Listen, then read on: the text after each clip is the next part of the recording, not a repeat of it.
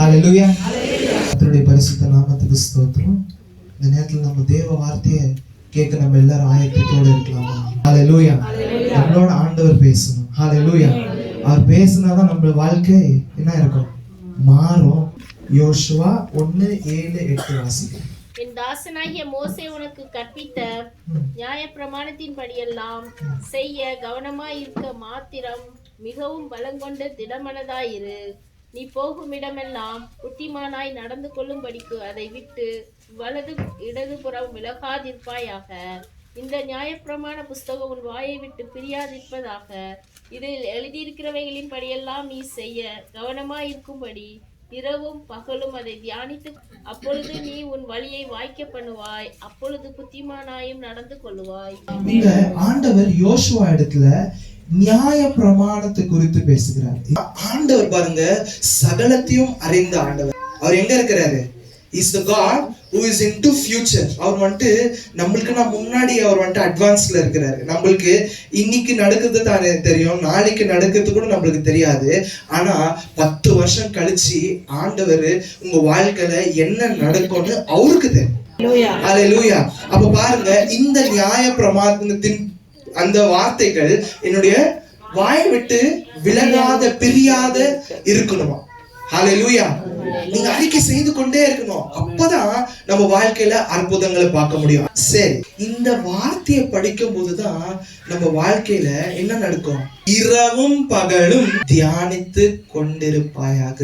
தியானம் தான் என்ன பிரதர்? அதான் நான் சொன்னேன் இல்லைங்களா, அந்த வார்த்தையை நம்ம வாயை விட்டு விலகாமல் நம்ம என்ன பண்ணணும்? அறிக்கை செய்து கொண்டே இருக்கணும். இந்த வார்த்தையை நீங்க இப்படி சொல்லியிருக்கிறீங்க, வாழ்க்கையில நீங்க இப்படியா தியானம் பண்ணும்போதுதான் இந்த வார்த்தை எழுதியிருக்கிற வார்த்தையை நம்ம தியானம் பண்ணணும். ஒரு இந்த ஆடு மாடெல்லாம் நீங்க பார்த்துருக்கிறீங்களா? அது என்ன பண்ணும்? அது அசை போடும். அது அர்ஜென்ட்டா சாப்பிட்டு என்ன பண்ணிடும்? அது கிடைக்கிற டைம்ல அது என்ன பண்ணும்? ஃபாஸ்டா அது சாப்பிட்டு எடுத்துரும். ஆனா ஒரு இடத்துல போயிட்டு அமர்ந்து என்ன பண்ணும்? அது திரும்பி எடுத்து அது அசை போடும். அது போடும்போதுதான் அதுக்கு என்ன நடக்கும்? அதே போலதான் நம்ம இந்த நேரத்துல இந்த வார்த்தையை கேட்கிறோம். இந்த வார்த்தையை கேட்டு இதே இடத்துல நம்ம விட்டு போகக்கூடாது. இங்கிலீஷ்ல எப்படியா இருக்குன்னா, you will be prosperous and successful. பாருங்க, இந்த வார்த்தையை தியானிக்கும் போது நம்ம வாழ்க்கையில என்ன நடக்குது? ஒரு பக்கம் ப்ராஸ்பரிட்டி நம்ம பார்க்க முடியும். ஹல்லேலூயா. ஒரு பக்கம் ப்ராஸ்பரிட்டி, இன்னொரு பக்கம் சக்சஸ். ஹல்லேலூயா. ஹல்லேலூயா. என்னோட இருக்கிறீங்களா? ஹல்லேலூயா. ஒரு பக்கம் ப்ராஸ்பரிட்டி, இன்னொரு பக்கம் சக்சஸ்.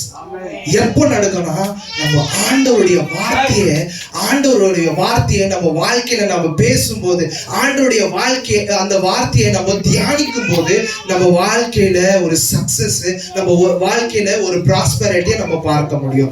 ஹல்லேலூயா. ஹல்லேலூயா. 6வது வசனத்துல ஆண்டவர் யோசுவா பார்த்து என்ன சொல்றாருன்னு சொல்லி நம்ம பாருங்க. பலம் கொண்டு திடமனதாயிரு. இந்த ஜனத்தின் பிதாக்களுக்கு நான் கொடுப்பேன் என்று ஆணையிட்ட தேசத்தை நீ இவர்களுக்கு பங்கிடுவாய். ஓகே, இவர் அப்போ பலம் கொண்டு திடமனதா இல்லையா? ஆண்டவர் சொல்றாருன்னா அப்போ என்ன இருக்குது? அப்போ யோசுவா இடத்துல பலனே இல்லை. யோசுவாக்கு இந்த ஜனங்களை நல்லா தெரியும். எப்படி? இந்த இஸ்ரேல் ஜனங்க எப்படியாப்பட்ட ஜனங்க? வணங்கா கழுத்துட்டுல ஜனங்க. என்னதான் சொன்னாலும் அதையே மீண்டும் மீண்டுமா என்ன செய்வாங்க? விக்கிரத்தை போயிட்டு வணங்காதனா அதை தான் பண்ணி வணங்குறாங்க. வார்த்தைக்கு கீழ்ப்படியாத போதுதான் நம்ம என்ன பண்றோம்? ஓசையால எழுதப்பட்டிருக்குது, என்னுடைய வார்த்தையை அறியாமல் ஜனங்கள் சங்காரமாகிறார்கள் என்று சொல்லி ஓசையா எழுதுகிறார். பாருங்க, யாருக்கு நேரா? இஸ்ரவேல் ஜனங்களுக்கு நேரா அவர் சொல்லுகிறாரு, வார்த்தை இல்லைன்னா நம்ம சங்காரமாயிடும். வார்த்தை நம்ம வாழ்க்கையில இட்ஸ் மேண்டேட்டரி. நம்ம வாழ்க்கையில அது ரொம்பவே அவசியம். நம்ம எப்படி நம்மளால சாப்பிடாம இருக்க முடியுமோ அதே போலதான் இந்த வார்த்தை இல்லாம நம்மளால இருக்க முடியாது. சரி, எத்தனை பேரு நீங்க ஒருவேளை நீங்க சாப்பிடலன்னா நீங்க எப்படியா எழுறீங்க? என்ன நடக்கும்? சரி, ஒரு 10 நாளைக்கு சாப்பிடாம இருந்தா என்ன நடக்கும்? பலன் இருக்குமா? நடக்க முடியுமா?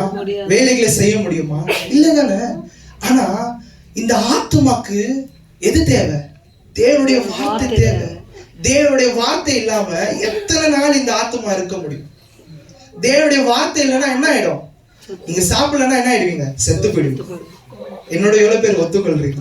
சாப்பிடலன்னா நம்ம என்ன ஆயிடுவோம்? செத்து போயிடுவோம். அதே போல ஆத்துமாக்கு வார்த்தை இல்லைன்னா என்ன ஆயிடும்?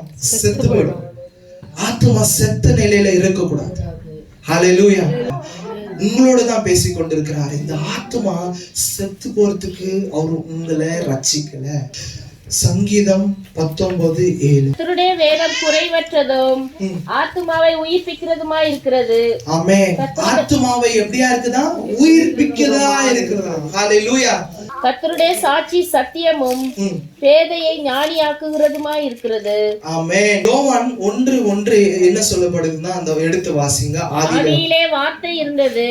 ஆதியிலே வார்த்தை இருந்தது. அந்த வார்த்தை தேவனிடத்தில் இருந்தது. அந்த வார்த்தை தேவனிடத்தில் இருந்தது. அந்த வார்த்தை தேவனாய் இருந்தது. அந்த வார்த்தை தேவனாய் இருந்தது. அப்போ இங்க வார்த்தை என்றது சொல்லப்படுகிறது யாரு?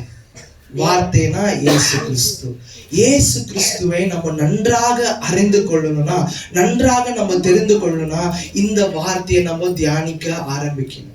இந்த வார்த்தையை நம்ம தினந்தோறும் நம்ம வாழ்க்கையில ஒரு நாளும் விலகக்கூடாது. ஹல்லேலூயா. இந்த வார்த்தை என்ன ஆகக்கூடாது? விலகக்கூடாது. ஒரு நாள் நம்ம வாழ்க்கையில இருந்து இந்த வார்த்தை விலகவே கூடாது. அதுதான் ஆதியிலே வார்த்தை இருந்தது. அந்த வார்த்தை தேவனிடத்தில் இருந்தது. அந்த வார்த்தையே தேவனானது. ஹல்லேலூயா. ஹல்லேலூயா. யோவான் 8:51 வாசிங்க. ஒருவன் என் வார்த்தையை கைக்கொண்டால் அவன் என்றென்றைக்கும் மரணத்தை காண்பதில்லை என்று மெய்யாகவே மெய்யாகவே உங்களுக்கு சொல்லுகிறேன் என்றார். ஆமென். அப்போ ஆத்துமாக்கு நம்ம தினந்தோறும் நம்ம வசனத்தை, அதாவது இந்த உணவை நம்ம கொடுக்கலன்னா அது என்ன ஆயிடும்? அது தோய்ந்து போய் விடாய்த்து போய் அது வந்துட்டு என்ன ஆயிடும்? சஞ்சலத்துக்குள்ளாக ஆகி அது அப்படியே என்ன ஆயிடும்? It will be down spirit. அப்படியே செத்து போன நிலைமையில இருக்கும். யாத்திராகமம் 33:11 வாசிக்கலாம். ஒருவன் தன் சிநேகிதனோட பேசுவது போல கர்த்தர் மோசையோட முகமுகமாய் பேசினார். கர்த்தர் மோசையோட முகமுகமாய் ஒரு சிநேகிதன் எப்படியா பேச முடியுமோ அப்படியாக கர்த்தர் வந்துட்டு யார் இடத்துல பேசுறாரா? மோசே இடத்துல பேசுகிறார். பின்பு அவன் பாளையத்துக்கு திரும்பினான். யார் இங்க திரும்பி மோசே வந்துட்டு என்ன பண்றாரு? அந்த ஆசரிப்பின் கூடாரத்துல எப்பெல்லாம் போயிட்டு நிக்கிறாரோ அங்க ஒரு மேகம் மூடணும். மேகம் மூடிந்தனும் என்ன பண்ணும்? ஆண்டவருடைய வார்த்தை வந்துட்டு மோசே இடத்துல முகமுகமாய் பேசுகிறார். இதெல்லாம் யார் பாக்குறது? யோசுவா பாக்குறாரு. கூடாரத்தை, ஆசரிப்பின் கூடாரத்தை விட்டு பிரியாமலே இருக்கிறாரு. தேவனுடைய பிரசன்னத்தை விட்டு பிரியாமல் இருக்கிறாரு. யோசுவாவை தேவனே தெரிந்தெடுக்கிறார்.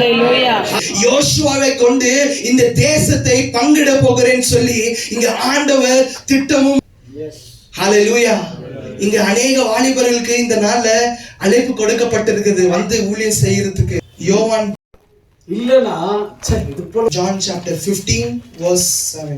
நீங்கள் என்னிலும் என் வார்த்தைகள் உங்களிலும் நிலைத்திருந்தால் நீங்கள் கேட்டுக்கொள்வது எதுவோ அது உங்களுக்கு செய்யப்படும். இந்த வேதத்தை நம்ம படிக்கும் போது நம்ம வாழ்க்கையில என்ன நடக்கிறது? யோவான் 15:3 வாசி. John chapter 15:3. நான் உங்களுக்கு சொன்ன உபதேசத்தினாலே நீங்கள் இப்பொழுதே சுத்தமாய் இருக்கிறீர்கள். ஓகே. இப்போ யார் சொன்ன உபதேசம்? யார் சொன்ன வார்த்தை? ஆண்டவராகிய இயேசு கிறிஸ்து பேசும்போதே அந்த வார்த்தை நம்ம இடத்துல வரும்போதே நம்மளுக்கு என்ன ஆகுது? நம்ம சுத்தமாகும். அப்போ நம்ம இந்த வார்த்தையை படிக்கும் போது நம்ம வாழ்க்கையில என்ன இருக்கும்? சுத்தம் இருக்கும். அசுத்தங்கள் இருக்காது. நம்ம அசுத்தமா நடக்கிறோமா? எப்ப நடக்கிறோம்? ஆண்டவருடைய வார்த்தையை நம்மளுக்கு தெரியல. சங்கீதம் 119:9. வாலிபன் தன் வழியை எதினால் சுத்தம் பண்ணுவான்?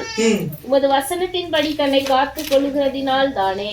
ஆமென். அப்போ யாருக்கு இங்க சொல்லப்படுகிறது இந்த வசனம்?